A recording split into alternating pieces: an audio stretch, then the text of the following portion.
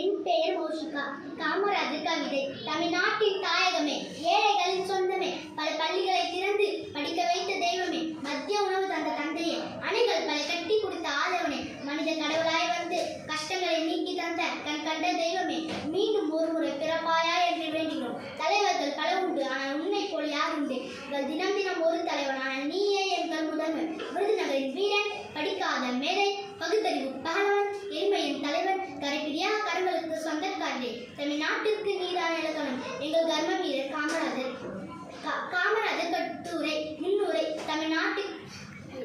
காமராஜர் தன்னுடைய எளிமைக்கும் நேர்மைக்கும் பெயர் பெற்றவர். மக்கள் இவரை படிக்காத மேதை, தென்னாட்டு காந்தி, கர்ம வீரர் என பல்வேறு சிறப்பு பெயர்களால் அழைக்கப்படுகிறார்.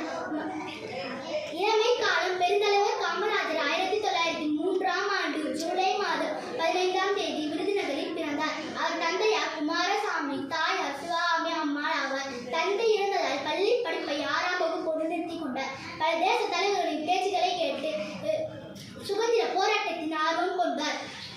1954 தமிழ்நாட்டின் முதலமைச்சராக பதவியேற்றார். கல்வி பணி. பள்ளி மாணவர்களுக்கு மதிய உணவு வழங்கும் திட்டத்தை அறிமுகப்படுத்தினார். தொடக்க கல்வி கற்கும் சட்டத்தை கொண்டு வந்தார். அவர்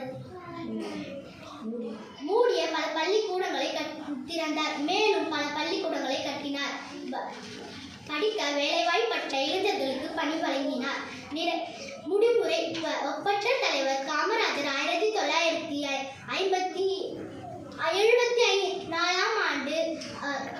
அக்டோபர் 2 காந்தி ஜெயந்தி அன்று நேர்கை எழுதினார். 1975 காமராஜருக்கு மத்திய அரசு பாரத ரத்னா விருது வழங்கி சிறப்பித்தது. தான் மறைந்தாலும் தன்னுடைய செயல் மற்றும் பண்புகளால் அழியாது. மக்களின் மனங்களில் வாழ்ந்து கொண்டிருக்கிறார் காமராஜர். பொருளெல்லாம் செல்வமில்லை, கல்வி